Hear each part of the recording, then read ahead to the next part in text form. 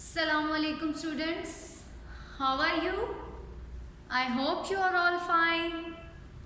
Okay students, today we are going to start our new unit number 11, which is about trigonometry.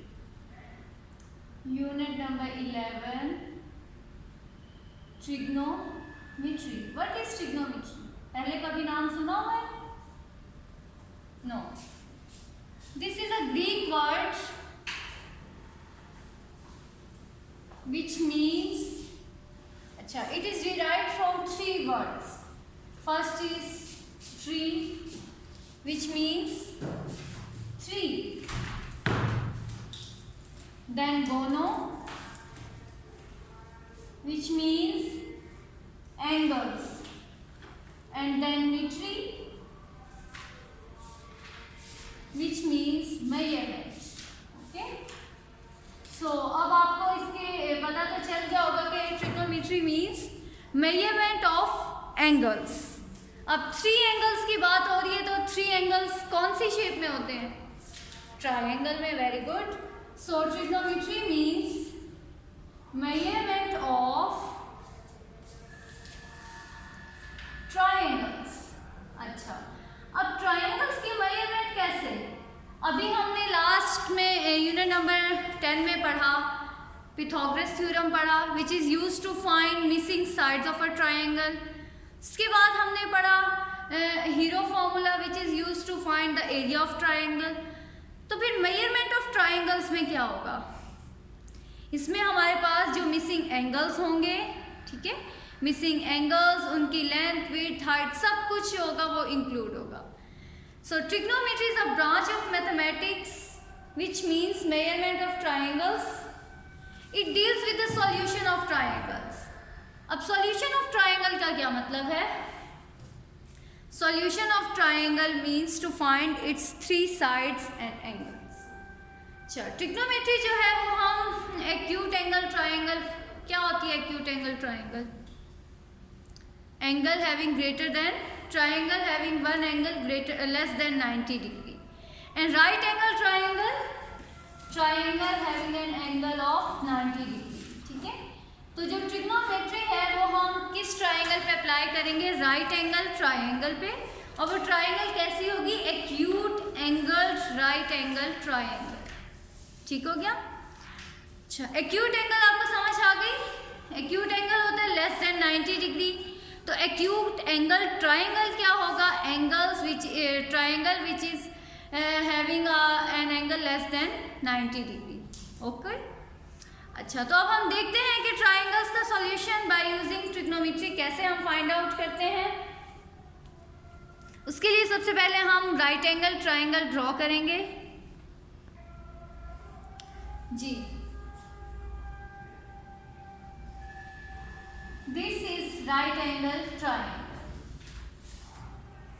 अब इस triangle को हमने कोई भी नेम सपोज कर दिया ABC. ओके.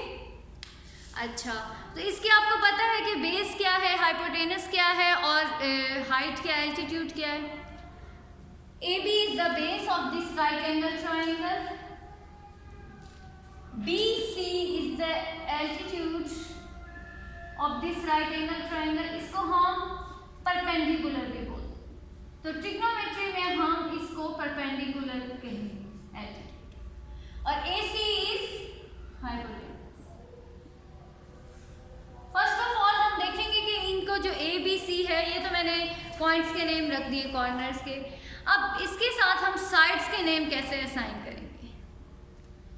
उसके लिए हमने देखना है कि A का ऑपोजिट साइड क्या है. A की ऑपोजिट साइड है perpendicular. So this is A, small a. ठीक हो गया? B की बिल्कुल ऑपोजिट साइड क्या है? हाइपोटेनस. तो हम इसको क्या कह देंगे? B. और इसी तरह C के बिल्कुल ऑपोजिट साइड है बेस. तो दिस इज C साइड. अब हम ये बहुत बड़ा बड़ा हाइपोटेनस, एल्टीट्यूड, बेस, ये सब लिखने की बजाय हम ABC से काम चलाएं. ओके. अब एंगल्स को देखते हैं. एंगल्स क्या है? ये एंगल क्या है? Good, this is angle of 90 degree. ठीक है, अब इस एंगल को हमने सपोज कर लिया है कि वो एंगल कितना है, थीटा। अब जब हम पहले क्लास 6-7 में हम लोगों ने पढ़ा कि एंगल जो अननोन एंगल होता था उसको हम कोई नेम असाइन कर देते थे, for example A B C etcetera. अब A B C small letters तो यहाँ हमारी साइड्स हैं, कैपिटल लेटर्स हमारे पॉइंट्स के नेम हैं, तो हम एंगल के लिए एक स्पेसिफिक नोटेशन यूज करते हैं, दिस इज थीटा, थीटा। अब जब हम ट्रिग्नोमेट्री में एंगल्स की बात करते हैं तो हम एंगल्स के लिए जो नोटेशन यूज करेंगे वो क्या है, थीटा। तो ये हमने थीटा इसको असाइन कर दिया।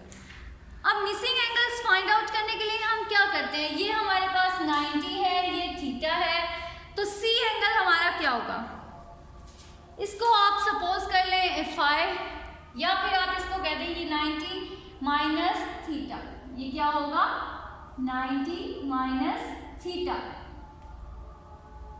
ठीक है, ओके। अब हमने एंगल्स को भी असाइन कर दिया है, 3 एंगल्स हो गए, 3 साइड्स हो गई हैं। अब हमने ये भी देख लिया कि परपेंडिकुलर क्या है, इसमें बेस क्या है, हाइपोटेनस क्या है। अब इस ट्रायंगल को यूज करके हम ट्रिग्नोमेट्रिक रेशियोज जो हैं वो डिफाइन करेंगे। ट्रिग्नोमेट्रिक रेशियोज जो है हमारे पास 3 बेसिक्स हैं और 3 उनके इनवर्सेस हैं। Okay, first is SINE, sine, okay, and this is theta. Second is cos, इसको हम बोलते हैं cosine theta. Third is tangent theta. लेकिन जब हम काम करते हैं ट्रिग्नोमेट्री में तो हम इनको पूरा नेम लिखने की बजाय इनकी शॉर्ट फॉर्म लिख लेते हैं। Short form of sine is SIN, sine theta.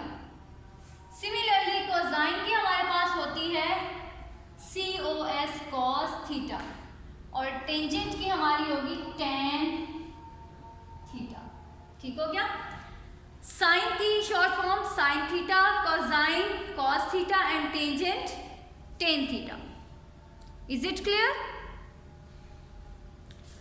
Okay, तो अब हम ये देखते हैं कि अब ये थीटा क्या है। थीटा इज एंगल, जो भी हमारे पास एंगल होगा गिवन, जो हमारे क्वेश्चन में होगा, उसको हमने इस एंगल की जगह पे पुट कर देना। आपने इससे घबराना नहीं है कि ये थीटा क्या है, ये हमारा बेसिकली एंगल है।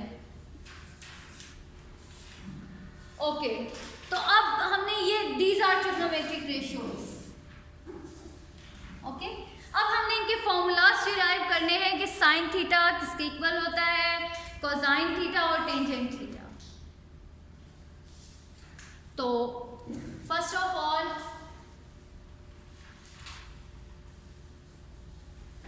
Sine theta, sine theta is equal to